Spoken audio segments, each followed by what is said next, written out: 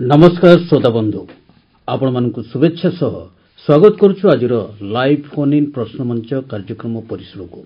श्रोता बंधु आजिर live phone in प्रश्न मंच कार्यक्रम रे आमे विषय रखिछु जलवायु परिवर्तन एवं रेडियो। ए संपर्क रे श्रोता बंधु मन को अनुरोध करुछु टेलीफोन नंबर तो निश्चय जानिथिबे तथापि आउथरे कहि रखुछु हमर दुईटी टेलीफोन नंबर रहिछि 0671 2303 146 एवं आउ गोटे टेलीफोन नंबर होचे 0671 2303 149। ए दुईटी टेलीफोन नंबर जरिया रे वर्तमान स्टूडियो रे उपस्थित विशेषज्ञ को आपण माने सीधा सड़क विषय वस्तु संपर्कित प्रश्न पचारि उत्तर पाई परिबे। तबे आपण मानक सहित विशेषज्ञ को आमे परिचय कर दउछु। वर्तमान स्टूडियो रे उपस्थित अछंती ओडिशा कृषि और वैषयिक विश्वविद्यालय कृषि पाणीपाग विभाग प्रोफेसर तथा कृषि पाणीपागविद जे कि विभागीय मुख्य अछंती डॉक्टर तुषार रंजन महांती एवं आउ जणे हमर विशेषज्ञ जे कि आपण मानक सहित से आगुरु परिचित अछंती आकाशवाणी रो पूर्वतन सहकारी निर्देशक जुगल किशोर पंडा। श्रोता बंधु नमस्कार। श्रोता बंधु निश्चित भाव रे आपण तो जानिथिबे आज जो विषय आमे रखिछु तथापि आमे टिके अवगत कर देउछु जे हमर जो वर्ल्ड रेडियो डे बा विश्व रेडियो दिवस आसंता ए फेब्रुआरी मास 13 तारिख को किंतु ताकू आखाइगर रखी आज आमे जो विषय रखिछु बा वर्ल्ड रेडियो डे रे एई वर्ष हमर थीम बा आलोच्यर विषय होछि जे जलवायु परिवर्तन एवं रेडियो बा रेडियो एंड क्लाइमेट चेंज। तेणु आमे आशा करूछु ए संपर्कित आपण प्रश्न पचारिबे एवं आमे तारी भितरे अनेक कथा भी आलोचना करिबा।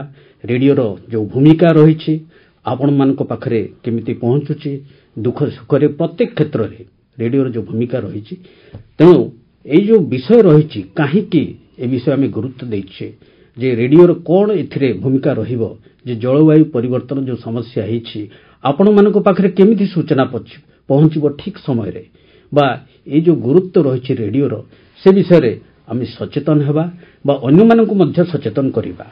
तबे जेहेतु विशेषज्ञ भावे वर्तमान जो डॉक्टर तुषार रंजन महांती अछंती प्रथम मु अनुरोध करूछि ए संपर्क रे किछि आलोकपात करिवे।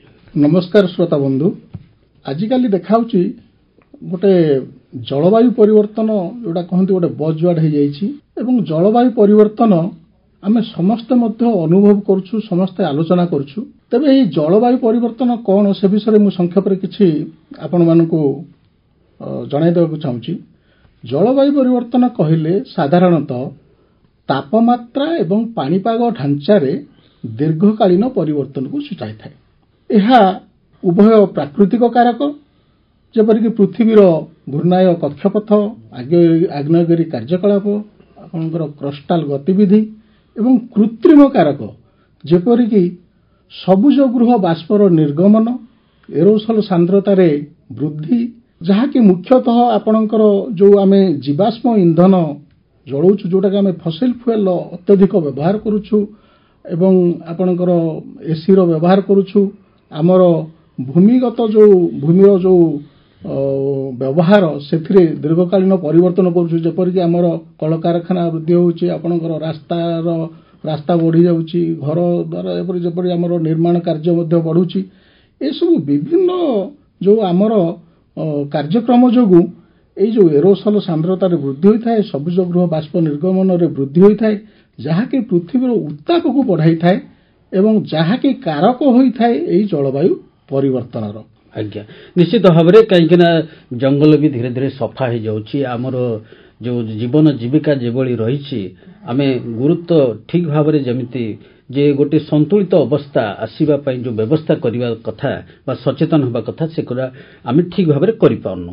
तबे हमर जुगल जे कि तांकर ई रेडियो रे अनेक दिन रो अभिज्ञता 30 वर्ष रु ऊर्ध्व जो रेडियो सहित संपर्कित थिले से अनेक काम मध्य करिसंती त जो अनुभूति कथा मु कहया पई चाहूछि जेहेतु आमे रेडियो को आमे गुरुत्व दउछे से विषय टे कोंतु। निश्चित भाव दुर्गा बाबू देखु जो कथा तुषार सार कहले जे जलवायु परिवर्तन होउची पाणीपाग परिवर्तन होउची एवं तार गोटे दीर्घकालीन प्रभाव पड़ुची किंतु लोक सूचना देवा केमितिया लोक जानिबे केमितिया आमे विभिन्न कार्यक्रम रेडियो माध्यम रे कवर करूछु प्रचार प्रसार करूछु आज को 20 वर्ष तक और फेरी जानतु आज सार गोटे बढ़िया कथा कहले जे वर्तमान बजवार्ड होची जलवायु परिवर्तन किंतु 20 वर्ष तक आमे जलवायु परिवर्तन कथा कहू लोक हसुथिले चारिआडे भाई जंगल अच्छी माटी अच्छी पानी अच्छी एते नई बही जाऊे डैम अच्छी कौन पानी मिलबनी कौन गरम हो जो जलवायु परिवर्तन होची कहीं होची आको आमे केमती रोकी परिबे लोकंग मनरे सचेतना सृष्टि करिबा पई रेडियो रो भूमिका रहिची आमे कार्यक्रम करिबा कवर करिबा विभिन्न अनुष्ठान तर जो कार्यक्रम होची ताको कवर करिबा ताहले एई जो जलवायु परिवर्तन संपर्क लोक जानि परिबे एवं आम गुडे सुंदर सबुज पृथ्वी सृष्टि करि परिबा ए क्षेत्र रे रेडियो रो बहुत भूमिका रही तबे जण श्रोता बंधु अपेक्षा करछन देखिबा तांको टेलीफोन कॉल हेलो आज्ञा नमस्कार हाँ नमस्कार आज्ञा कौन कहते कौन परिचय दे कहतु लक्ष्मी नारायण बाबा ग्राम सिंधल पोस्ट चारभट भाई तरभा जिला सुवर्णपुर कहती आज्ञा स्वागत कर प्रश्न आपंकर प्रश्न है आज्ञा आग जपरी मौसमी वर्षा जो होपरी आम कच्चा घर मैंने सब भांगी दूसरा आज्ञा माने एवं सेपरी कहीं वर्षा है तार कारण कौन आज्ञा एवं मौसमी वर्षा भी कम अच्छी जपरिक चाष बढ़ी आज्ञा निश्चित वर्षा कमी जबार कारण कौन निश्चित आम प्रश्न उत्तर दबा कहीं वर्षा होउछि किंतु अत्यधिक वर्षा होउछि कि जतेबेले आपण घर द्वार भांगी दउछि एबेकार स्थिति सेतेबेले गोटे ठीक भाव में वर्षा जमिति नियमित भाव में वर्षा हवा कथा से होता तेज ए विषय में डॉक्टर आमर तुषार रंजन महांती अच्छे से प्रश्न उत्तर देवे आपन हाँ धन्यवाद एटा एक्चुअली अधिकांश लोकंकर एटा ही प्रश्न आज्ञा किंतु मु एठी सूचय देबाकू चाहे जे एक्चुअली आमर जो ओडिशा राज्य एवं पर्टिकुलरली आपनकर जो सुवर्णपुर जिला कथा कहले सेठी आपनकर वर्षार जो समुदाय वर्षार परिमाण कमु नाही किंतु कोन हेउची ना अल्प दिन किछि दिन रे अधिक मात्रा रे वर्षा हो जाउची फल रे कोन होउची दीर्घकालीन जो मझिरे सुखिला पाग रहउची आपण देखंतु मौसुमी एबे कोन होउची आपनकर मौसुमी आगमन रे विलंब होउची किंतु प्राक मौसुमी वर्षा अधिक होउची ता अर्थात आपनकर मे मास रे वर्षा अधिक होउची किंतु मौसुमी जतबेले आगमन होउची तापर गोटे दीर्घकालीन 15 दिन पाखापाखि आपनकर सुखिला पाग रहउची आज्ञा एवं मौसुमी ऋतु रे मध्य मौसुमी ऋतु कहले आमे साधारणतः जो जून रु सेप्टेम्बर मास को बुझाई थाउ जोटा हमर एवं जहा ऊपर कि आम राज्यर चाष मुख्यतः निर्भरशील प्राय 60% चाष आमर मौसुमी वर्षा जल उपर निर्भर करी रही था जोटा कि आमर धान मुख्य फसल वर्षा दिनिया फसल सेठी कौन होउची ना गोटे गोटे दिन रे अत्यधिक वर्षा हो जाउची पाखापाखि आपनकर आमर जो आकलन आमे करिछु जोटा कि आमे भेरी हेवी रेनफॉल कहूछु जे 115 120 मिलीमीटर रु अधिक गोटे गोटे दिन रे वर्षा तार संख्या बढ़ी गलानी ता फल रे वर्षार समुदाय परिमाण बा मोट परिमाण जदियो ठीक रहउची किंतु वर्षा व्यवधान रही जाउची माने दीर्घकालीन शुष्क पाग मझिरे रही जाउची जोटा कि आमर चाष पई प्रतिकूल प्रभाव पकाउची एवं अधिक वर्षा हेबा फल रे मध्ये प्रतिकूल प्रभाव पकाउची कारण आपनकर ऊपर माटी धई जाउची से वर्षा जल को हम संरक्षण करी रखि पारु ना एवं आपनकर जोटा आपनकर कोस्टल एरिया आमर उपकूलवर्ती जिला सेठी बन्या हे जाउची तेणु से वर्षा दिन रे बा वर्षा ऋतु रे आमे उभय बन्या देखुचु एवं मरुडी मध्ये आज्ञा काई होउची आज्ञा एईटा ही जो हम प्रथम जो कथा कहली हमर जो विश्व तापमात्रा बढ़ी जाउची तापमात्रा वृद्धि देखंतु आपनकर वर्षा किपरि हुए आपनकर तापमात्रा ही ताकू शक्ति जोगाई थाई आपनकर बाष्पीकरण जो समुद्र रो बाष्पीकरण हुए ताहा परे घनीभूत होई वर्षा आकार रे हमको आसीथाय तेणु आपनकर जतबेले तापमात्रा बढ़ी जाउची देखंतु 1800 दशकर शेष भाग तुलना रे वर्तमान पृथ्वीर हाराहारी तापमात्रा पाखापाखि 1.1 डिग्री सेंटीग्रेड बढ़ी सारिलानी एवं गत दशंधि जोटा 2011-2020 से सबुठारु उष्म थिला विगत 10,000 वर्ष मध्य से सबुठारु उष्म दशंधि आमे कहउचंदी 2011-2020 आज्ञा तेणु ए जो तापमात्रा बढ़ी जाउची तेणु ताको जो फीड करूची जोटा आमे कहउचंदी जे बाष्पीकरण होउची ता फल रे से वर्षा अधिक वर्षार परिमाण अधिक होउची एवं गोटे गोटे दिन रे अत्यधिक वर्षा अनियमित वर्षा एवं अत्यधिक वर्षा तबे देखिबा आ जने श्रोता बंधु पे करछिंदी टेलीफोन कॉल हेलो पंडा नमस्कार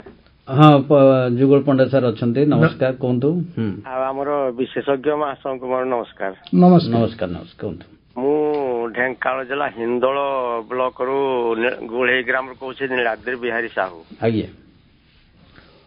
ଯେତେବେଳେ 1969 ମହାବାତ୍ୟା ହେଲା ସେତେବେଳେ ଏତେ ଧନ ଜୀବନ ହାନି ହେଇଥିଲା। ଆଜ୍ଞା। ବର୍ତ୍ତମାନ ଆମର ତିତିଲି ଫନି ସେ ହୁଳୁ ହୁଳୁ ଯେତେ ଆଉ ତାପରେ ଆମର ରେଡିଓ ତାକୁ ପୁରା ସମ୍ପୂର୍ଣ୍ଣ ବିବରଣୀ ଦେଲା ରାତି ସାରା ଆମକୁ ଶୁଣେଇକିରି। ଆଜ୍ଞା ଆଜ୍ଞା। ତାପରେ ଆମେ ବହୁତ ଧନୀ ଜୀବନ ଏଥିରୁ ଆମେ ବଞ୍ଚିତ ହେଲେ। ଆଚ୍ଛା 1969 କଣ ପାଇଁ ଏତେ ଧନୀ ଜୀବନ ହାନି ହେଲା? ଆଜ୍ଞା ନିଶ୍ଚିତ ଭାବରେ ସୂଚନା ବୋଧହୁଏ ଠିକ ସମୟରେ ବା ପହଞ୍ଚି ପାରିନଥିବ ବା ସେତେବେଳେ ପାଇଁ ଯୋଉ ପ୍ରସ୍ତୁତି ଆମେ ହୁଏତ ଆମେ କରିପାରିନଥିବା କିନ୍ତୁ ସୂଚନା ଯୋଉ ରେଡିଓ ମାଧ୍ୟମରେ ସେତେବେଳେ ଆପଣଙ୍କର ସମ୍ପୂର୍ଣ୍ଣ ଭାବରେ ଯେ କୌଣସି କମ୍ୟୁନିକେସନ ବା ଯୋଗାଯୋଗ ମଧ୍ୟ ନଥିଲା।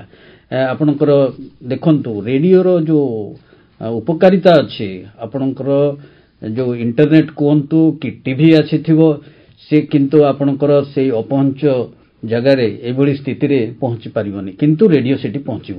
ମୁଁ ଆଶା କରୁଛି ଟିକେ ଏ ସମ୍ପର୍କରେ ଯୋଗ କରିବେ ଯୁଗଳ।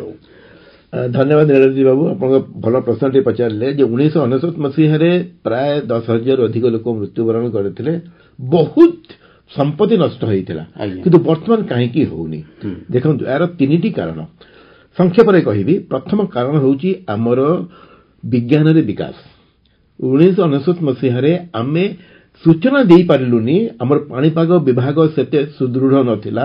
ସୂଚନା ଆଦାନ ପ୍ରଦାନର ସୂଚନା ନଥିଲା ଯେ କୋଉଠି ବାତ୍ୟା ଆସିବ କେତେବେଳେ ଆସିବ ତାର ଆଇ କୋଉଠି ରହିବ କୋଉ ପରିମାଣରେ ତାହା ହବ।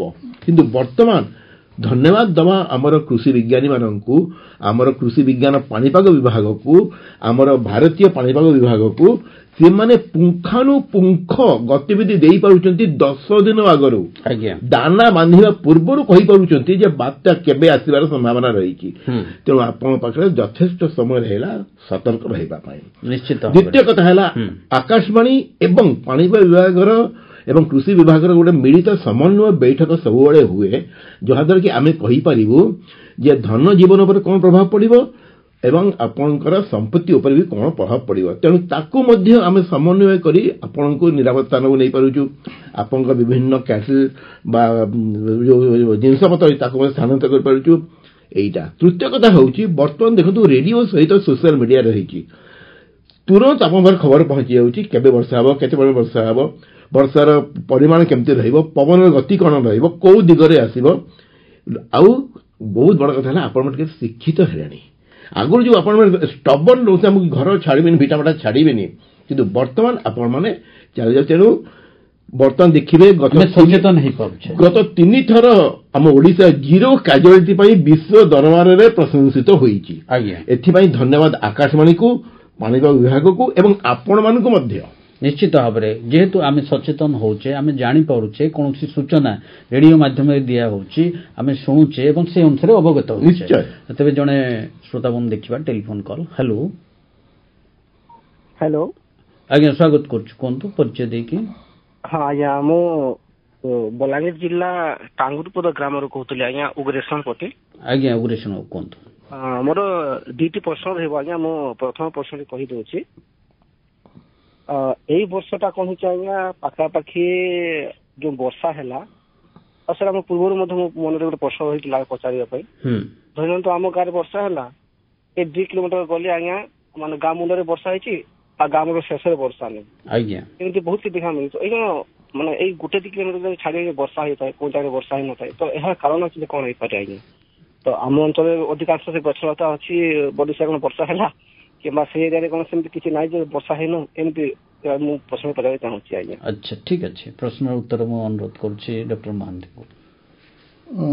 ହଁ ଏଇଟା ତ ପ୍ରାୟ ଦେଖାଯାଉଛି।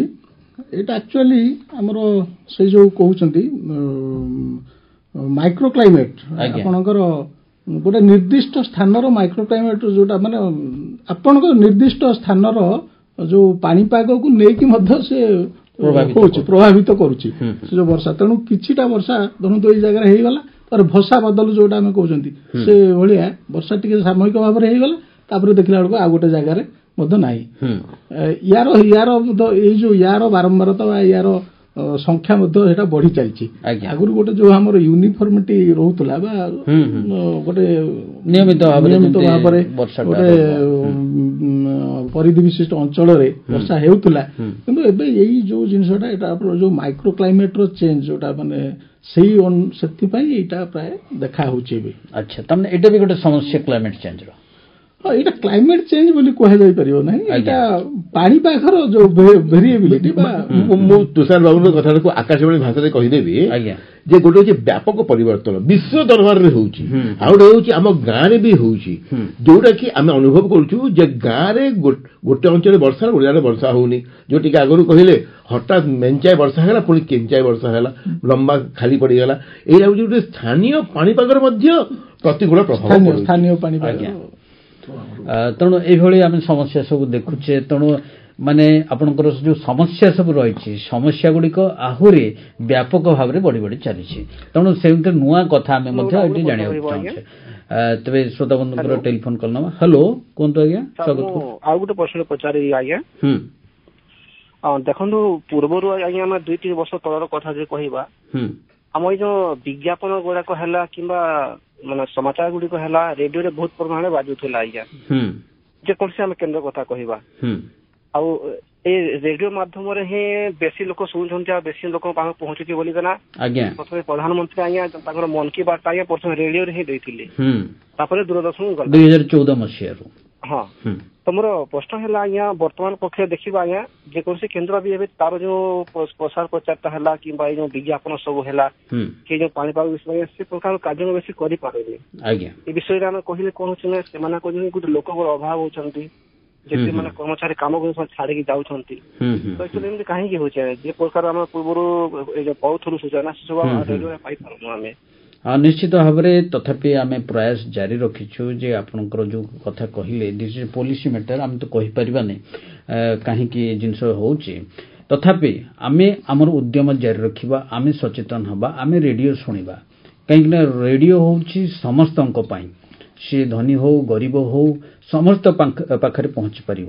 ଆଉ ରେଡିଓର ନେଟୱାର୍କ ହେଉଛି ଆପଣଙ୍କର ସାରା ଓଡ଼ିଶାରେ ଯୋଉଠି ବି ଯାଆନ୍ତୁ ଆପଣ ଶୁଣିପାରିବେ, ଜାଣିପାରିବେ। ଜଣେ ଗରିବ ଲୋକ ଆପଣଙ୍କର ଯୋଉଠି ଲୋକ ପହଞ୍ଚି ପାରିବେନି ଭଳି ଯୋଉ ଦୁର୍ଗମ ରାସ୍ତା ଜାଗା ସବୁ ରହିଛି, ଗାଁ ଗହଳି ସବୁ ରହିଛି, ଏଇ ରେଡିଓ ହିଁ ସେଟା ସୂଚନା ଦେଇଥାଏ ବା ପହଞ୍ଚିଥାଏ। ତେଣୁ ପ୍ରତ୍ୟେକ କ୍ଷେତ୍ରରେ ରେଡିଓ ଆପଣମାନଙ୍କର ସାଥୀ। ତେବେ ଆମେ ଆଶା କରିବା ଯେ ଏଇ ଯୋଉ କ୍ଲାଇମେଟ ଚେଞ୍ଜ ବା ଜଳବାୟୁ ପରିବର୍ତ୍ତନ ଯୋଉ ସମସ୍ୟା ରହିଛି, ଯେ ଆମେ କିଭଳି ଭାବରେ ଲୋକମାନଙ୍କୁ ସଚେତନ କରିବା, ଜାଣିବା, ଶୁଣିବା ରେଡିଓ, ଏବଂ ଆମେ ମଧ୍ୟ କାର୍ଯ୍ୟକ୍ରମ ତା ଉପରେ ଗୁରୁତ୍ୱ ଦେଇକି ଆମେ ବହୁଳ ଭାବରେ ପ୍ରସାର କରିବୁ, ଯାହାଫଳରେ ଲୋକମାନେ ଯୋଉ ଜଳବାୟୁ ପରିବର୍ତ୍ତନ ଯୋଉ ସମସ୍ୟା ଭୋଗୁଛନ୍ତି କିଛି କାଂଶରେ ଆମେ ଯୋଉ ପୂରଣ କରିପାରିବା। ଯେମିତିକି ଆମେ ଯଦି ସଚେତନ ହେବା ତାହେଲେ ଧୀରେ ଧୀରେ ସେ ଯୋଉ ଜଳବାୟୁ ପରିବର୍ତ୍ତନ ଯୋଉ ଧାରା ରହିଛି ତାକୁ ମଧ୍ୟ ସୀମିତ କରିପାରିବା। ଯୁଗଳକୁ କ'ଣ କହିବା କି ଯୋଉ କରିବା ପାଇଁ ଚାହିଁବ? ଠିକ କଥା କହିଲେ ଯେ ଏଇଟା ଗୋଟେ ପଲିସି ମାଟର ଆମେ କହିପାରିବାନି, କିନ୍ତୁ ତାଙ୍କ ଗୋଟେ କଥା ମୁଁ ଟିକେ ରେକ୍ଟିଫାଏ କରିବା ପାଇଁ ଚାହିଁବି। ସେ ଯୋଉ କହିଲେ ଯେ ପ୍ରଥମେ ରେଡିଓରେ ଦଉଥିଲେ ନୁହନ୍ତି, ଦଉଛନ୍ତି ମଧ୍ୟ ଏବେ ବି ଆମର ମାନନୀୟ ପ୍ରଧାନମନ୍ତ୍ରୀ ପ୍ରତ୍ୟେକ ମାସର ଶେଷ କିମ୍ବା ଚତୁର୍ଥ ରବିବାର ଦିନ 11ଟା ବେଳେ ମନ୍ କି ବାତ୍ ଯାଉଛି ଏବଂ ଆକାଶବାଣୀ ପରେ ଦୂରଦର୍ଶନ ଯାଇନାହାନ୍ତି। ଆକାଶବାଣୀର କାର୍ଯ୍ୟକ୍ରମକୁ ଦୂରଦର୍ଶନ ରିଲେ କରେ। ପ୍ରଧାନମନ୍ତ୍ରୀଙ୍କର ପ୍ରଥମ ପସନ୍ଦ ହେଉଛି ରେଡିଓ ଏବଂ ପ୍ରଧାନମନ୍ତ୍ରୀଙ୍କର ଭାଷାରେ ରେଡିଓ ହେଉଛି ପ୍ରକୃତରେ ଜନ ଜନର ଭାଷା, ଜନ ଜନର ବାଣୀ। ଦୁର୍ଗା, ମୁଁ ଆପଣଙ୍କୁ କହିଦେଉଛି, ବର୍ତ୍ତମାନ ଆକାଶବାଣୀ କଥା ଯଦି ମୁଁ କହିବି, ଭାରତର 98% ପପୁଲେସନ କଭର କରୁଛି ଏବଂ 97.5 ଜିଓଗ୍ରାଫିକାଲ ଏରିଆ କଭର କରୁଛି। ପ୍ରାୟ 42ଟି ଭାଷାରେ ଆମେ କାର୍ଯ୍ୟକ୍ରମ ପ୍ରସାର କରୁଛୁ, ଜନଜାତିକ ଭାଷାରେ ମଧ୍ୟ। ଏବଂ ସେ ଯୋଉ କହିଲେ କଭର ହଉନି, ହଉଛି, କାର୍ଯ୍ୟକ୍ରମ ହଉଛି, କିନ୍ତୁ ଅନେକ ସମୟ ଆମେ ଖବର ପାଇଲେ ତ କଭରଟେ କରିବୁ। ଯେମିତି ତୁଷାର ବାବୁ ଅଛନ୍ତି, ଓୟୁଟିରେ ଗୋଟେ କାର୍ଯ୍ୟକ୍ରମ ହେଲା ପାଣିପାଗ ବିଷୟରେ, ଆମକୁ ଖବର ପାଇଲୁ, ଆମେ କଭର କରିବୁ, କିନ୍ତୁ ଆମେ ଖବର ପାଇବୁନି, ଆମେ ତାକୁ କଭର କରିପାରିବା ନାହିଁ। ଆମେ କଭର କରୁଛୁ, କାର୍ଯ୍ୟକ୍ରମ କରୁଛୁ। ଏବେ ମଧ୍ୟ ଆମର ଆକାଶବାଣୀର ଯେକୌଣସି କେନ୍ଦ୍ରରେ ଆପଣ ଦେଖନ୍ତୁ, କୃଷି ବିଭାଗ ହେଉଛି ସବୁଠାରୁ ଲୋକପ୍ରିୟ ଏବଂ ବଳିଷ୍ଠ ବିଭାଗ, ଯାହାକି ଆପଣମାନଙ୍କର ସେବାରେ, ବିଶେଷ କରି ଆମର କୃଷକ ଭାଇ ଭଉଣୀଙ୍କ ସେବାରେ ସମ୍ପୂର୍ଣ୍ଣ ସମର୍ପିତ। ଆଉ ତା ସହିତ ମଧ୍ୟ ଆମେ ଯଦି କହିବା ଏଇ ଯୋଉ ଜଳବାୟୁ ପରିବର୍ତ୍ତନ କଥା କହୁଛେ ମାନେ ଆମେ ଅନେକ ବିଷୟବସ୍ତୁ ପ୍ରତ୍ୟେକ କାର୍ଯ୍ୟକ୍ରମରେ ଅର୍ଥାତ୍ ଆପଣଙ୍କର କୃଷି ଗୃହ ପରିଚାଳନା କାର୍ଯ୍ୟକ୍ରମ ଯେଉଁଗୁଡ଼ା ରହିଛି କି ନାରୀମହଲ କୁହନ୍ତୁ ଏବଂ ବିଭିନ୍ନ ଯେଉଁ ଆମର କଥିକା ରହିଛି ଗ୍ରୁପ୍ ଡିସ୍କସନ୍ସ ଆଉ ଫୋନ୍ ଇନ୍ ଏ କାର୍ଯ୍ୟକ୍ରମ ମଧ୍ୟ ଆମେ ଜଳବାୟୁ ପରିବର୍ତ୍ତନ ଉପରେ ଗୁରୁତ୍ୱ ଦେଉଛୁ ଏବଂ ପ୍ରସାର କରୁଛୁ।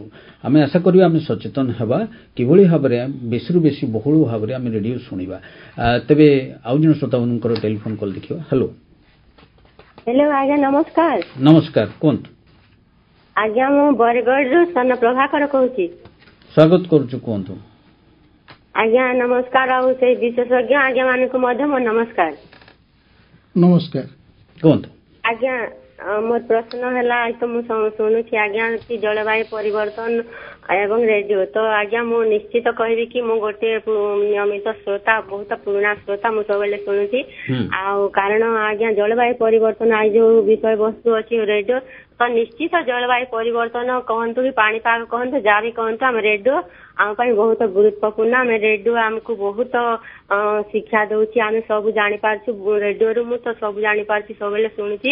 ନିଶ୍ଚିତ ରେଡିଓ ସମସ୍ତଙ୍କ ପାଇଁ ଗୁରୁତ୍ୱପୂର୍ଣ୍ଣ ଭୂମିକା ଗ୍ରହଣ କରିଛି ଆଉ ତେଣୁ ମୁଁ କହିବି ଆଜିର ମୋର ପ୍ରଶ୍ନ ହେଲା ଆଜ୍ଞା ଜଳବାୟୁ ପରିବର୍ତ୍ତନ କାରଣ ତ ନିଶ୍ଚିତ ଆମେ ସମସ୍ତେ କିଛି ପରିମାଣରେ ଦାୟୀ ଆମେ ମନୁଷ୍ୟ ମାନେ ତ ସେ ଜଳବାୟୁ ପରିବର୍ତ୍ତନ କିଛି କାରଣ ବି ଟିକେ ଆପଣ ମାନେ କହିବେ ଆଉ ଆଗକୁ ଯେମିତି ଜଳବାୟୁ ପରିବର୍ତ୍ତନର ଯୋଉ କାରଣ ମାନେ ରହିଛି ଆମେ ଯେମିତି ଦାୟୀ ହଉଛି ମନୁଷ୍ୟ ମାନେ ତ ସେଥିର ସେ ଜଳବାୟୁ ପରିବର୍ତ୍ତନର କୁପରିଣାମ ଅବା ସୁପରିଣାମ ବିଷୟରେ ଆପଣ ଟିକେ କହିବେ ଆଉ ସମସ୍ତେ ଅବଗତ ହେବେ ସମସ୍ତେ ସଚେତନ ହେବା କି ଆମେ କଣ କଲେ ଜଳବାୟୁ ପରିବର୍ତ୍ତନରେ ସମସ୍ତଙ୍କର ନିଶ୍ଚୟ ତାମାନେ ଚାଷ କାର୍ଯ୍ୟରେ ହଉ କି ଯାହା ବି ହଉ ସେମାନେ ଉପକୃତ ହୋଇପାରିବେ ଆଉ କେମିତି ସମସ୍ତେ ସଚେତନ ହେଇପାରିବେ ଆଗକୁ ସମସ୍ତେ ରେଡିଓ ଶୁଣିକରି କିପରି ଉପକୃତ ହୋଇପାରିବେ ଆଜ୍ଞା ସେଇ ବିଷୟରେ ଟିକେ ଜଣାଇବେ। ଠିକ ଅଛି ଜଳବାୟୁ ପରିବର୍ତ୍ତନ କଥା ଯୋଉଟା କହିଲେ ଆମେ କିଛି କାଂଶରେ ସୂଚନା ଦେଇଛୁ କାରଣ କଣ ରହିଛି ତଥାପି ମୁଁ ଅନୁରୋଧ କରୁଛି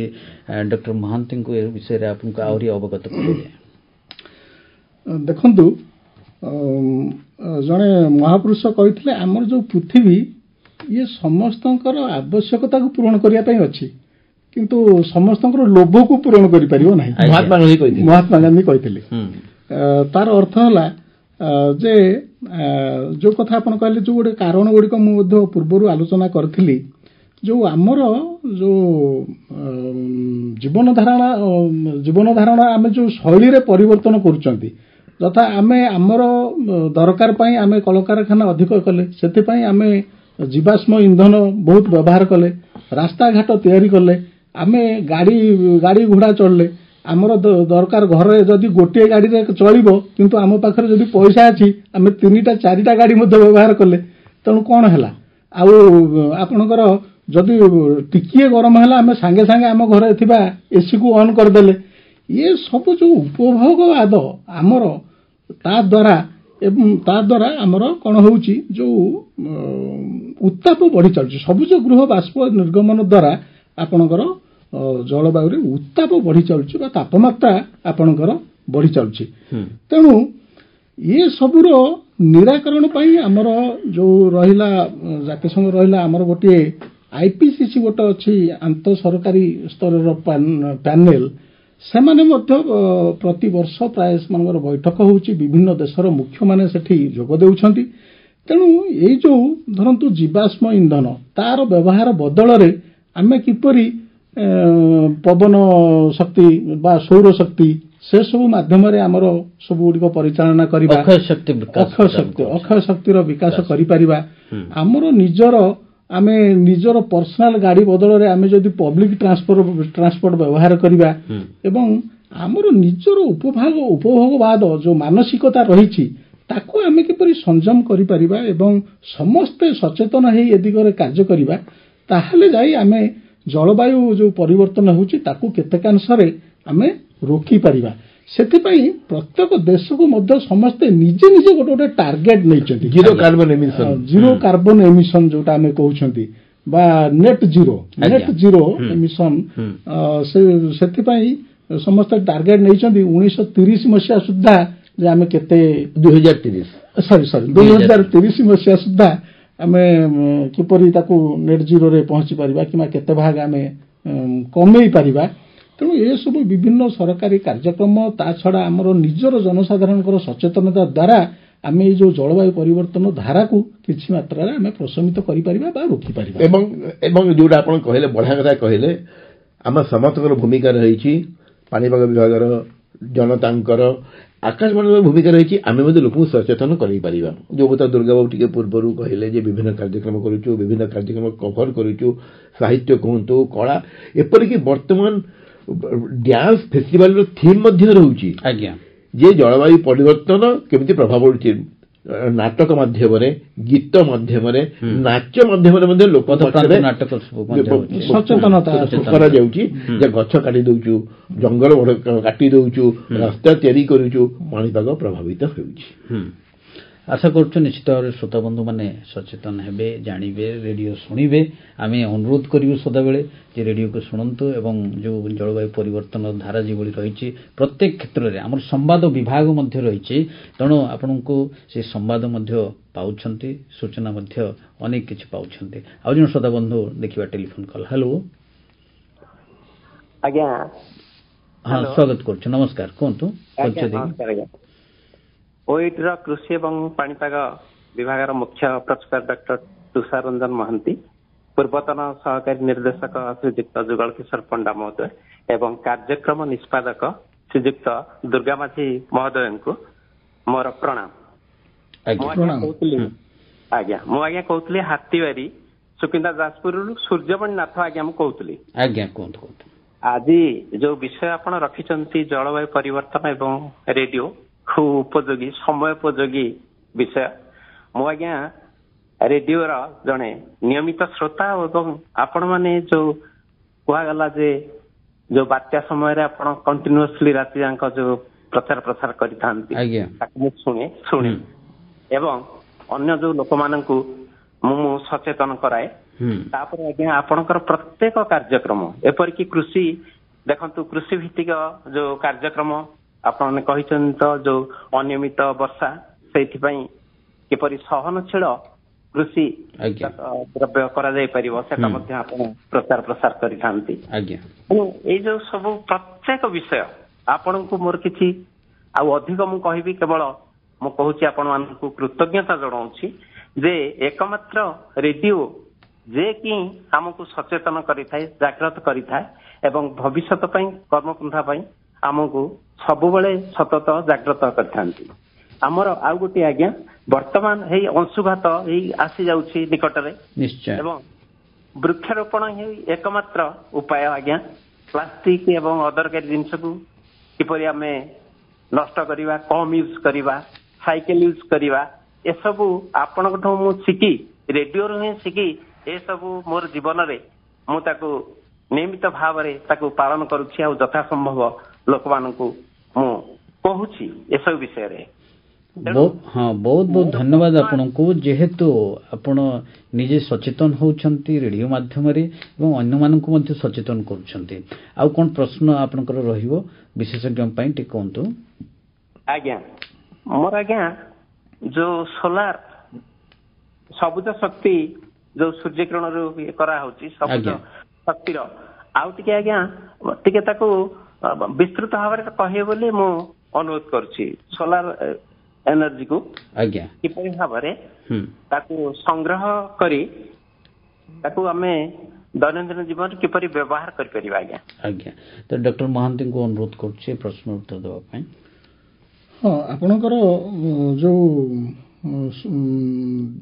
ଆପଣଙ୍କର ଯଦି ଚାଷ କାର୍ଯ୍ୟରେ ମୁଖ୍ୟତଃ ଆମର ସୋଲାରକୁ ବିଭିନ୍ନ ଆପଣଙ୍କର ଘରେ ଆପଣଙ୍କର ବିଦ୍ୟୁତ ଯୋଉ ଇଲେକ୍ଟ୍ରିସିଟି ହଉ କିମ୍ବା ଚାଷ କାର୍ଯ୍ୟ ପାଇଁ ହଉ ତାକୁ ସଂଗ୍ରହ କରି ମାନେ ତାକୁ ୟୁଜ୍ କରିବା ପାଇଁ ଆମର ଯୋଉ ସରକାରଙ୍କର ନୀତି ସବୁ ରହିଛି ଏବଂ ସେଇ ଅନୁସାରେ ଆପଣଙ୍କର ସବସିଡି ମଧ୍ୟ ତାକୁ ଦିଆହଉଛି। ସେଠି ଆପଣଙ୍କର ଯୋଉ ଗୋଟେ ଓରେଡା ଆମର ଯୋଉ ରହିଛି ଓଡ଼ିଶା ଅକ୍ଷୟ ରିନ୍ୟୁଏବଲ ଡେଭଲପମେଣ୍ଟ ଏନର୍ଜି ଏଜେନ୍ସି, ତାଙ୍କ ସହିତ ଯୋଗାଯୋଗ କଲେ ସେମାନେ ଆପଣଙ୍କୁ ବିଶେଷ ଭାବରେ ତା ବିଷୟରେ କହିଦେବେ। ଏବଂ ଆଉ ଗୋଟେ କଥା ଟିକେ ମୁଁ ଆଡ୍ କରିବା ପାଇଁ ଚାହିଁବି ତୁଷାର ବାବୁ, ଆପଣ ଜାଣିଲେ ଖୁସି ହେବେ ଯେ ବର୍ତ୍ତମାନ ପ୍ରଧାନମନ୍ତ୍ରୀ ମାନନୀୟ ପ୍ରଧାନମନ୍ତ୍ରୀ ନରେନ୍ଦ୍ର ମୋଦୀ ମହୋଦୟ ସ୍ୱୟଂ ଏ ବିଷୟରେ ଲୋକମାନଙ୍କୁ ଉତ୍ସାହିତ କରୁଛନ୍ତି, ପ୍ରେରଣା ଦେଉଛନ୍ତି ଯେ ଆପଣମାନେ ଘରେ ଘରେ ସୋଲାର ପ୍ୟାନେଲ ଲଗାନ୍ତୁ, ବିଜୁଳି ଉତ୍ପାଦନ କରନ୍ତୁ, ନିଜେ ତ ଜାଣନ୍ତୁ, ଯଦି ବଳକା ହେଉଛି ସରକାରକୁ ବିକ୍ରି କରିପାରିବେ, ମଧ୍ୟ ଜୀବନ ରୋଜଗାର କରିପାରିବେ। ଏଇଟା ଗୋଟେ ଅତି ଅଭୂତପୂର୍ବ ଏବଂ ବିଶ୍ୱ ଦରବାରରେ ଏହାକୁ ପ୍ରଶଂସା କରାଯାଉଛି ଯେ ମୁଁ ତ ସୋଲାର ପ୍ୟାନେଲ ଲଗେଇଲି, ମୋ ଘରେ ମୁଁ ଟିଭି ଦେଖିଲି, ଲାଇଟ୍ ଜଳେଇଲି, ଫ୍ୟାନ୍ ଚଲେଇଲି, ଏସି ଚଲେଇଲି, କିଛି ବଳିଗଲା ଯଦି ମୁଁ ପଡ଼ିଶା ଘରକୁ ମଧ୍ୟ ବିକ୍ରି କରିପାରିବି। ତେଣୁ ଏହା ଫଳରେ ଆମେ ଶ୍ରୋତା ଭାଇ ଭଉଣୀମାନଙ୍କୁ ମଧ୍ୟ କହିବା। ଏବଂ ଆଉ ଗୋଟେ କଥା ଆପଣ ଜାଣିଥିବେ କି ନାହିଁ, ଫନି ସମୟରେ ଯେତେବେଳେ କଟକ ଭୁବନେଶ୍ୱରରେ ପ୍ରାୟ 5 ଦିନ ଧରି ବିଜୁଳି ରହିଲାନି, ଅନେକ ସୋଲାର ପ୍ୟାନେଲ ବିକ୍ରି ହେଇଥିଲା। ତେଣୁ ବର୍ତ୍ତମାନ ଧୀରେ ଧୀରେ ଲୋକ ଜାଣିଲେଣି ସୋଲାର ପ୍ୟାନେଲ ବିଷୟରେ। ଅଧିକାଂଶ ଲୋକଙ୍କର ବର୍ତ୍ତମାନ ଏଇ ଯୋଉ ଗାର୍ଡେନ ଲାଇଟ୍, ଆପଣଙ୍କର ପୋର୍ଟିକୋ ଲାଇଟ୍, ଏସବୁ ସୋଲାର ପ୍ୟାନେଲ ୟୁଜ୍ କରୁଛନ୍ତି ଏବଂ କେବଳ କୋର ଲାଇଟ୍ ସେମାନେ ନିଜ ବିଜୁଳି ବିଭାଗରୁ ନେଉଛନ୍ତି। ତେଣୁ ନିଜେ ଉପକୃତ ହେବା ସହିତ ସମାଜ ପାଇଁ, ପରିବେଶ ପାଇଁ ମଧ୍ୟ ଆମେ ଗୋଟେ ସହାୟକ ହେଉଛେ। ନିଶ୍ଚୟ।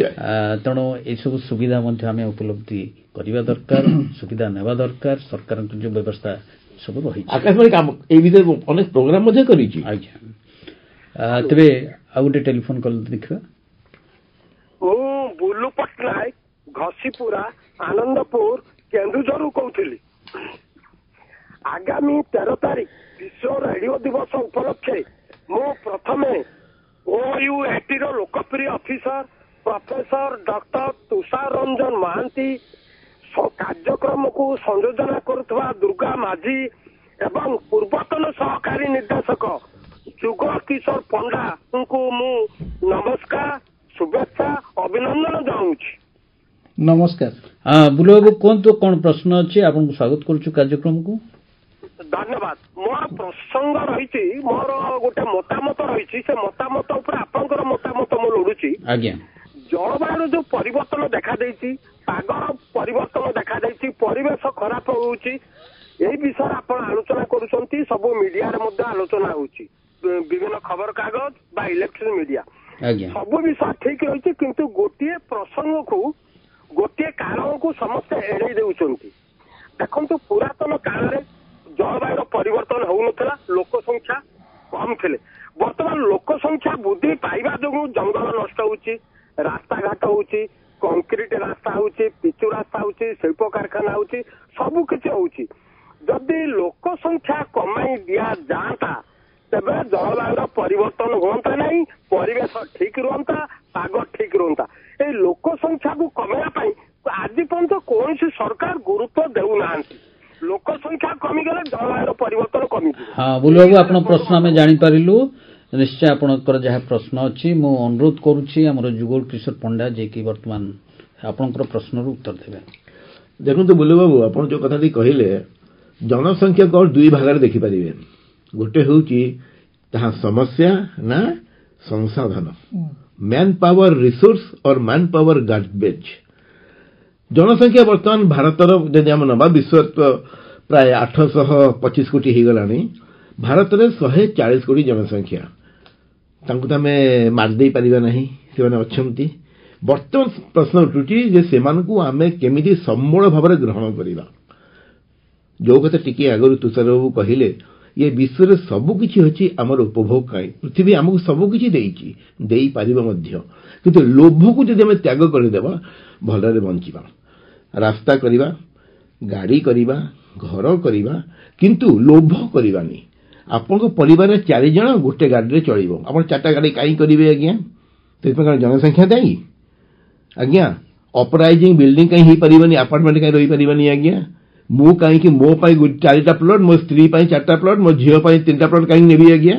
ଏଇଟା ଲୋଭ ନୁହେଁ କି ଆଜ୍ଞା? ମୋତେ କୁହନ୍ତୁ ଆଜ୍ଞା।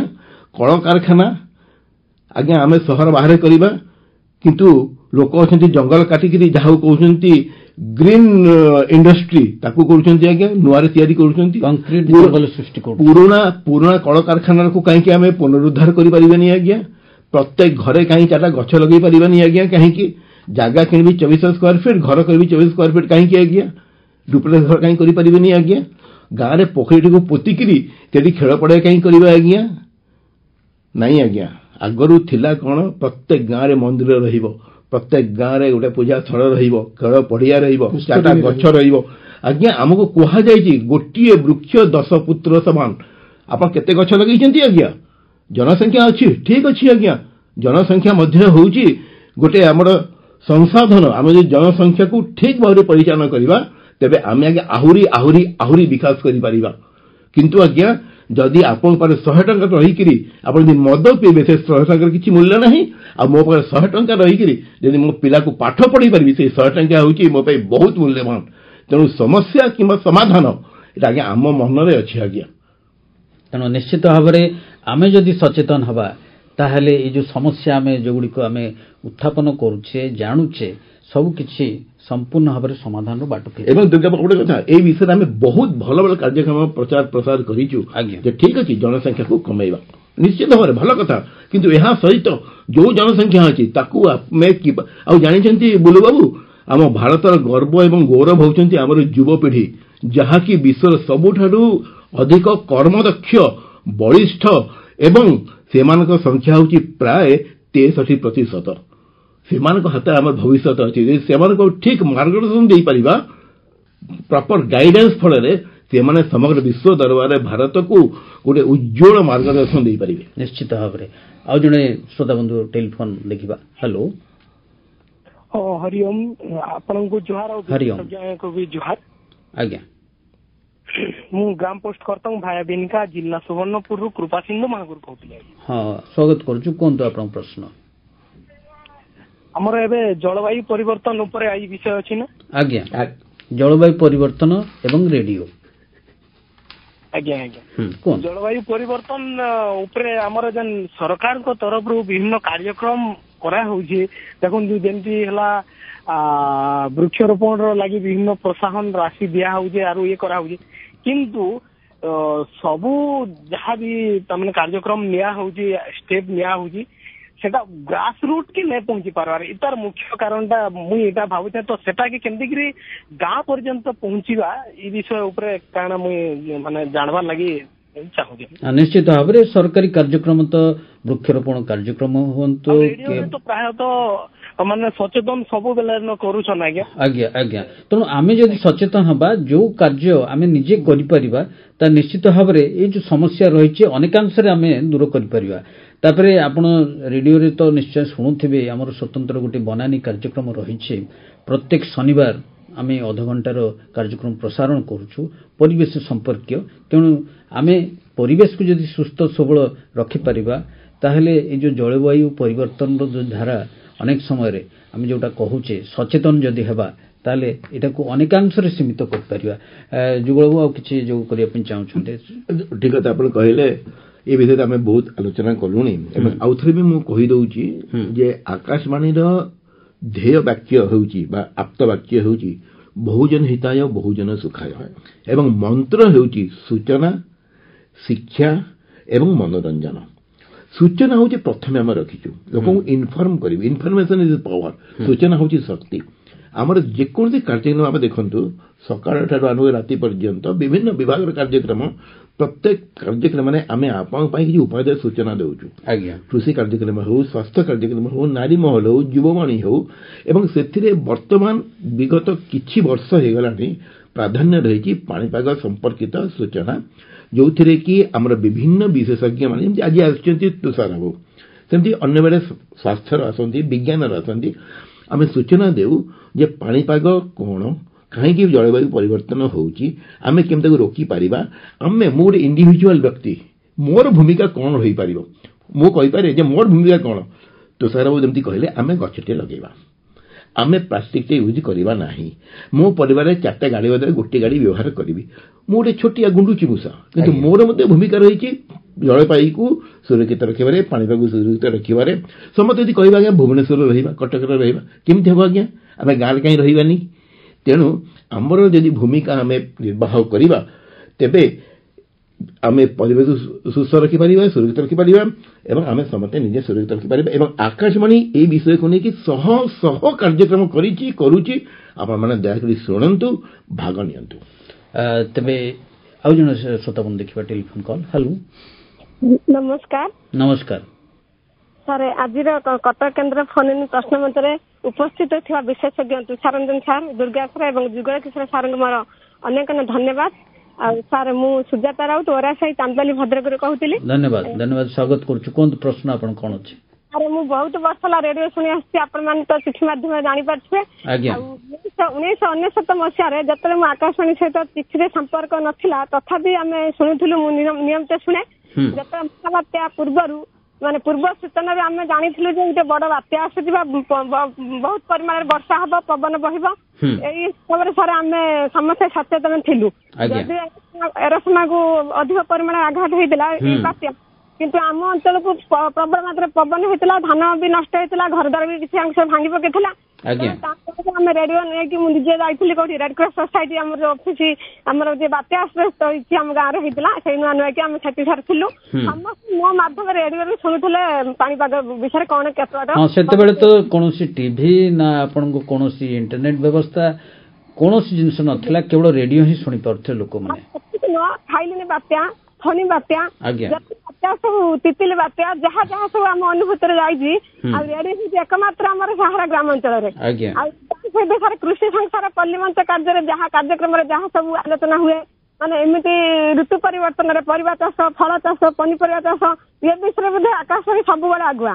ତେଣୁ ତାହାର ତୁଳନା ନାହିଁ ଏବଂ ତାର ଅବଦାନ କେହି ବି ଭୁଲି ପାରେନି ଏବଂ କେହି ବି ତାର ସମକକ୍ଷ ହେଇପାରିବେ ନାହିଁ।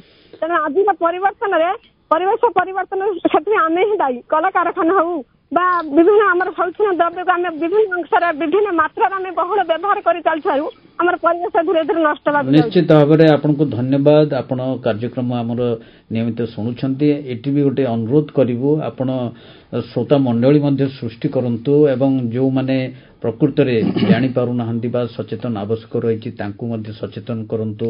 ସ୍କୁଲ ମାନଙ୍କରେ ହଉ ବା କଲେଜ ମାନଙ୍କରେ ହଉ ବା ଶ୍ରୋତା ମଣ୍ଡଳୀ ଗଠନ କରିକି ଯେଉଁ କାର୍ଯ୍ୟକ୍ରମ ଆପଣମାନେ ଶୁଣୁଛନ୍ତି ତା ମାଧ୍ୟମରେ କେମିତି ଜଳବାୟୁ ପରିବର୍ତ୍ତନ ଧାରା ଯେମିତି ସମସ୍ୟା ରହିଛି ତାକୁ ମଧ୍ୟ ଆପଣ ଧୀରେ ଧୀରେ ସଚେତନତା ମାଧ୍ୟମରେ ଆମେ ଏଇ ଯେଉଁ ସମସ୍ୟା ରହିଛି ତାକୁ ଅନେକାଂଶରେ ଆମେ କମେଇ ଦେଇପାରିବା। ମାଧ୍ୟମରେ ମୁଁ ତ ଚାକିରି କରିଥିଲି ଫିଲ୍ଡ ଭଣ୍ଡାର ଭାବରେ, ଆମକୁ ସବୁ କାମ ଥିଲା ଯେ ପାଖାପାଖି ଫେରି ଫେରି ବିଲାତରେ ଯାଇ ବାତ୍ୟା ଆସିବା ପୂର୍ବରୁ କେମିତି ତାଙ୍କୁ ସୂଚନା ଜାଣିପାରିବେ, ସେଥିପାଇଁ ରେଡିଓକୁ ସବୁବେଳେ ଶୁଣନ୍ତୁ, ଘରେ ରଖନ୍ତୁ। ଆମେ ଏ ବିଷୟରେ ବି ପ୍ରାୟ ଲୋକ ଆମେ ସଚେତନ ସାର୍ କରେଇଥିଲୁ, ଏବେ ବି କରୁଛୁ। ଆଉ ନିୟମିତ ରେଡିଓ ଶୁଣୁଛୁ। ରେଡିଓର ଅବଦାନ ଭୁଲି ହବନି। ପାଣିପାଗ ବିଶେଷ ମାନେ ପରିବର୍ତ୍ତନର ଆବଶ୍ୟକତାକୁ ଲକ୍ଷ୍ୟ କରି ଯୋଉ କାର୍ଯ୍ୟକ୍ରମ ଏବଂ ବାତ୍ୟା ବନ୍ୟା ବିପଦ ରକ୍ଷା କରିବା ପାଇଁ ରେଡିଓ ଯୋଉ ଏକମାତ୍ର ସାର୍, ଆଜି ବି ତାର ମାନେ ଚାହିଦା କମି ନାହିଁ। ସେଥିପାଇଁ କଟକ କେନ୍ଦ୍ରରେ ମୁଁ ଚିରଋଣୀ ଏବଂ ସମସ୍ତେ ରେଡିଓ ଶୁଣନ୍ତୁ, ଆଗୁଆ ସତର୍କ ହୁଅନ୍ତୁ। ବହୁତ ବହୁତ ଧନ୍ୟବାଦ, ନମସ୍କାର ଆପଣଙ୍କୁ। ଆପଣ ଅନେକ କଥା କହିଲେ, ସୂଚନା ଦେଲେ, ଲୋକମାନଙ୍କୁ ମଧ୍ୟ ଜଣେଇଲେ ଯେ ପ୍ରକୃତରେ ରେଡିଓର ଭୂମିକା କ'ଣ ରହିଛି। ଆଉ ଜଣେ ଶ୍ରୋତାବନ୍ଧୁ ଦେଖିବା ଟେଲିଫୋନ କଲ୍। ହ୍ୟାଲୋ ଆଜ୍ଞା ନମସ୍କାର। ନମସ୍କାର, ମୁଁ ଜଣେ ଆପଣଙ୍କର ନିୟମିତ ଶ୍ରୋତା ଆକାଶବାଣୀର। ଆଜ୍ଞା ମୁଁ ରମେଶ ଚନ୍ଦ୍ର ସାହୁ ଔଖମା ଭାପୁର ଢେଙ୍କାନାଳ କହୁଥିଲି। ହଁ ରମେଶ ବାବୁ, ସ୍ୱାଗତ କରୁଛୁ। କୁହନ୍ତୁ ପ୍ରଶ୍ନ ଆପଣଙ୍କର। ପ୍ରଥମେ ଆପଣଙ୍କୁ ବହୁତ ବହୁତ ଶୁଭେଚ୍ଛା, ଶୁଭକାମନା। ଆଉ ଦୁର୍ଗା ମାଝୀ ବାବୁଙ୍କୁ ଆଉ ନିଷ୍ପାଦନ ସାର୍ଙ୍କୁ ମୋର ଧନ୍ୟବାଦ ଜଣାଉଛି। ମୋର ପ୍ରଶ୍ନ ହେଲା ଆଜ୍ଞା, କାର୍ଯ୍ୟକ୍ରମଟି ଶୁଣୁଛି, ବହୁତ ବଢିଆ ଲାଗେ, ସଚେତନ ଧର୍ମୀ ଗୋଟେ କାର୍ଯ୍ୟକ୍ରମ। ଆଉ ବହୁତ ଶ୍ରୋତାମାନେ ଭଲ ଭଲ ମତାମତ ଦଉଛନ୍ତି, ଏଇଟା ଗୋଟେ ସ୍ୱାଗତ ଯୋଗ୍ୟ। କାହିଁକିନା ମୁଁ ପ୍ରତିବର୍ଷ ଦେଖୁଛି ଅକ୍ଟୋବର ମାସରେ ସବୁ ପ୍ରକାର ବାତ୍ୟା ବନ୍ୟା ସବୁ ଯେକୌଣସି ଫନି ହଉ ହୁଡୁହୁଡି ହଉ ଯେକୌଣସି ହଉଛି, ଏଇଟା କାହିଁକି ହଉଛି? ପ୍ରତିବର୍ଷ ହିଁ ଅକ୍ଟୋବର ମାସଟା ମାନେ ହଉଛି କାହିଁକି? ଏଇଟା ହଉଛି ଆଜ୍ଞା, ଏଟା ଦୀର୍ଘ ଆଜି 99 ବାତ୍ୟା ଠାରୁ ମାନେ ଏଇଟା ଲାଗି ରହିଛି। ଠିକ ଅଛି, ଜାଣିବା ଦରକାର। ଏଇଟା ଡକ୍ଟର ମହାନ୍ତି ଅଛନ୍ତି, ସେ ଆପଣଙ୍କୁ ଧନ୍ୟବାଦ। ଦେଖନ୍ତୁ, ଆମ ରାଜ୍ୟ ଆପଣଙ୍କର ଠିକ ବଙ୍ଗୋପସାଗର କୂଳରେ ଅବସ୍ଥିତ। ଆମର ସୁଦୀର୍ଘ ବେଳାଭୂମି 480 କିଲୋମିଟର ପ୍ରାୟ ବେଳାଭୂମି ଆମର ରହିଛି। ତେଣୁ ଅକ୍ଟୋବର ମାସରେ ଆମର ଯେତେବେଳେ ଏପଟେ ମନସୁନ ୱିଡ୍ର ସମୟ ହେଇଥାଏ, ଯେତେବେଳେ ବାତ୍ୟା ପାଇଁ ଗୋଟେ ଆମର ଯୋଉ ବେ ଅଫ୍ ବେଙ୍ଗଲ ରହିଛି ବା ବଙ୍ଗୋପସାଗର, ସେଠି ଗୋଟେ ଅନୁକୂଳ ପରିସ୍ଥିତି ସୃଷ୍ଟି ହୋଇଥାଏ। ପ୍ରାୟତଃ ଯେତେବେଳେ ଆମର ସମୁଦ୍ରର ତାପମାତ୍ରା ବୃଦ୍ଧି ପାଇଥାଏ, ସି ସରଫେସ୍ ଟେମ୍ପରେଚର ଯୋଉଟା ବଢି ଯାଇଥାଏ, ସେଥିପାଇଁ ଆମର ପ୍ରାୟ ଦେଖିବେ ଅକ୍ଟୋବର ମାସ ଦ୍ୱିତୀୟ ଭାଗ ମୁଖ୍ୟତଃ ସେଠି ଆମର ଗୋଟେ ବାତ୍ୟା ସୃଷ୍ଟି ହୋଇଥାଏ। ଏବଂ ଯେହେତୁ ଆମ ରାଜ୍ୟର ଅବସ୍ଥିତି ସେଥିପାଇଁ ଦାୟୀ, ଆମର ଯୋଉ ଅକ୍ଟୋବର ମାସରେ ଯୋଉ ବାତ୍ୟା ହେଉଛି, ସୁଦୀର୍ଘ ବେଳାଭୂମି ଏବଂ ବଙ୍ଗୋପସାଗରର ଯୋଉ ଟିପ୍ରେ ଆମର ଅବସ୍ଥିତି, ସେଥିପାଇଁ ଆମର ଦାୟୀ। ଆଉ ଜଣେ ଶ୍ରୋତାବନ୍ଧୁଙ୍କ ଦେଖିବା ଟେଲିଫୋନ କଲ୍। ହ୍ୟାଲୋ ହ୍ୟାଲୋ ଆଜ୍ଞା ନମସ୍କାର। ନମସ୍କାର ଆଜ୍ଞା। ମୁଁ ରେଡିଓ ଲଭର ଏବଂ ଆନ୍ତର୍ଜାତିକ ରେଡିଓ ଶ୍ରୋତା ନାରାୟଣ ପ୍ରଧାନ ବି ବ୍ରହ୍ମପୁର ବୁଗୁଡାଗଞ୍ଜ। ହଁ ନାରାୟଣ କୁହନ୍ତୁ।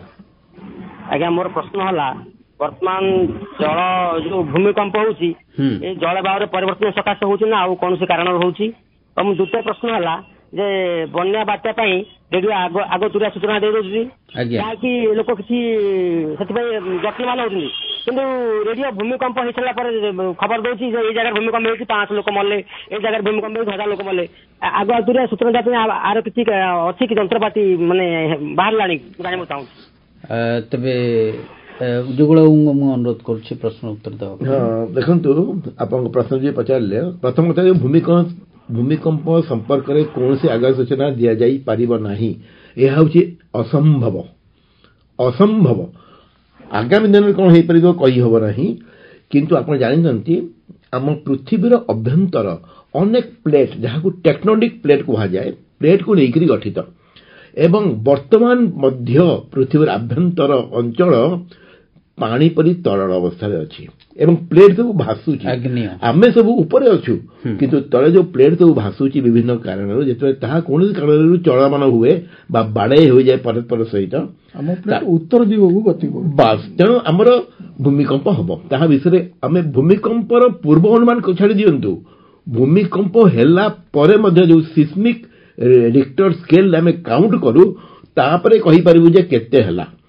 ଏବଂ ଅତି ଆମେରିକାର କାନସାସରେ ଯୋଉ ସବୁଠାରୁ ବଳିଷ୍ଠ ଭୂମିକମ୍ପ ନିୟାମକ କେନ୍ଦ୍ର ରହିଛି, ଯାହାକି କ୍ଷୁଦ୍ରାତି କ୍ଷୁଦ୍ର ମାନେ କହିବାକୁ ଗଲେ 1 ଡିଗ୍ରୀ କମ୍ ସିସ୍ମିକ୍ ସ୍କେଲକୁ ବି ସେ ମାପିପାରିବ, କିନ୍ତୁ ସିଏ ବି ପୂର୍ବାନୁମାନ କରିପାରିବ ନାହିଁ, କେବଳ ଆମେ ପରବର୍ତ୍ତୀ ଅଞ୍ଚଳରେ କରିପାରିବୁ।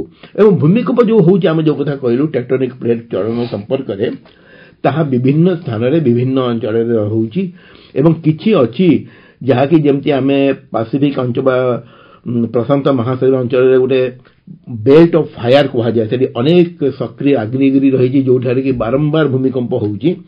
ସେମିତି ଆମ ଓଡ଼ିଶାର କିଛି ଅଞ୍ଚଳ ଅଛି ଯୋଉଠାରେ କି ଭୂମିକମ୍ପ ପ୍ରବଣ ଟିକେ, ତେଣୁ ସରକାର କହୁଛନ୍ତି ସେଠି ଯଦି ଘର କରୁଛନ୍ତି ତାହେଲେ ଭୂମିକମ୍ପ ବିରୋଧୀ ଘର ତିଆରି କରନ୍ତୁ, ସାବଧାନ ରୁହନ୍ତୁ ଏବଂ ଭୂମିକମ୍ପର ଯଦି କୌଣସି ମାନେ ପାଉଛନ୍ତି ଯେମିତି ହଲିଲା କିମ୍ବା କୁହାଯାଏ, ଏଇଟା ଅବଶ୍ୟ ସମ୍ପୂର୍ଣ୍ଣ ଭାବରେ ସତ୍ୟ ବୋଲି ଆମେ କହିପାରିବା ନାହିଁ ବିଜ୍ଞାନ ସମ୍ମତ ବୋଲି, କୁକୁର ବିଲେଇ ମୂଷା ଏମାନେ ଜାଣିପାରନ୍ତି ଯେ ଭୂମିକମ୍ପ ହେଉଛି, କାରଣ ପୃଥିବୀ ହଲିବାର ଯୋଉ ପ୍ରଥମ ସୂଚନା ସେମାନେ ପାଇପାରନ୍ତି ବୋଲି ନିଜ ଗାତରୁ ବାହାରି ଆସନ୍ତି, ଭୁକନ୍ତି ସେଇଟା, କିନ୍ତୁ ଭୂମିକମ୍ପର ପୂର୍ବ ଅନୁମାନ କରିବା ସମ୍ପୂର୍ଣ୍ଣ ଅସମ୍ଭବ। ଆଶା କରୁଛୁ ପ୍ରଶ୍ନର ଉତ୍ତର ପାଇଯାଇଥିବେ ଆମ ଶ୍ରୋତାବନ୍ଧୁ। ଆଉ ଜଣେ ଶ୍ରୋତାବନ୍ଧୁ କଲ୍ କରିଛନ୍ତି, ଦେଖିବା। ହ୍ୟାଲୋ ଆଜ୍ଞା, ସ୍ୱାଗତ କରୁଛୁ, କୁହନ୍ତୁ ପରିଚୟ ଦେଇକି। ମୁଁ ନରେନ୍ଦ୍ର ମହାକୁର, ବାସୁଦେବପୁର, ଭଦ୍ରକରୁ। ହଁ ନରେନ୍ଦ୍ର କୁହନ୍ତୁ। ମୁଁ ତ ପ୍ରଥମେ ଷ୍ଟୁଡିଓରେ ଉପସ୍ଥିତ ଥିବା ବିଶେଷଜ୍ଞ ମହାଶୟ ଏବଂ କାର୍ଯ୍ୟକ୍ରମ ନିଷ୍ପାଦକଙ୍କୁ ନମସ୍କାର ଏବଂ ଧନ୍ୟବାଦ ଦେବି। ଏବେ ଏକ ପ୍ରସଙ୍ଗ ଭିତ୍ତିକ କାର୍ଯ୍ୟକ୍ରମ ରଖିଥିବାରୁ ମୋର 2ଟି ପ୍ରଶ୍ନ ରହିଛି।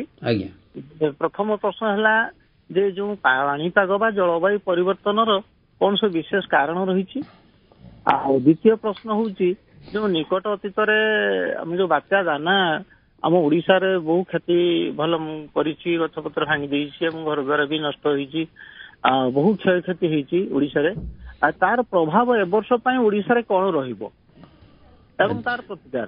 ଏଥର ଦାନାରେ ଆପଣ ରେଡିଓ ଶୁଣୁଥିଲେ? ଆଜ୍ଞା ମୋ ରେଡିଓ ଅଛି, ମୁଁ ଶୁଣୁଛି। ଆଜ୍ଞା, ନିଶ୍ଚିତ ଭାବରେ ଆପଣ ଜାଣିପାରିଥିବେ ରେଡିଓ କିଭଳି ଭାବରେ ଭୂମିକା ନେଇଥିଲା। ରାତି ସାରା ଆମେ ମଧ୍ୟ ଟ୍ରାନ୍ସମିଶନ କରିଥିଲୁ, ପ୍ରସାରଣ କରିଥିଲୁ ଦାନା ସମ୍ପର୍କୀୟ। ସେଥିପାଇଁ ବହୁତ ଧନ୍ୟବାଦ। ମୋର ନିଜର ରେଡିଓ ଅଛି ଏବଂ ମୁଁ ଆକାଶବାଣୀର ଜଣେ ନିୟମିତ ଶ୍ରୋତା ଏବଂ ସବୁ କାର୍ଯ୍ୟକ୍ରମ ଶୁଣେ। ତା ସହିତ ମୁଁ ଭିଡିଓ ମଧ୍ୟ କରିକି ରଖିଛି। ଆମ ଅଞ୍ଚଳରେ ଯୋଉ ବାତ୍ୟାଟା ହଉଥିଲା, ପବନ ହଉଥିଲା, ତାର ଭିଡିଓ ବି ଟିକେ କରିକି ମୁଁ ରଖିଥିଲି। କେତେ କ୍ଷୟକ୍ଷତି କରିଛି ତା ମାନେ ବାହାରେ ଯୋଉଟା ଇମାଜିନ୍ର ବାହାରେ। ତେଣୁ ମୁଁ ବହୁତ ବର୍ଷର ଜଣେ ଶ୍ରୋତା, ପ୍ରଥମେ ଶୁଣୁଥିଲି ଦାଦାଙ୍କ ରେଡିଓ, ଏବେ ମୋର 20-25 ବର୍ଷ ହେଲାଣି ଗୋଟେ ନିଜ ରେଡିଓ ରହିଛି।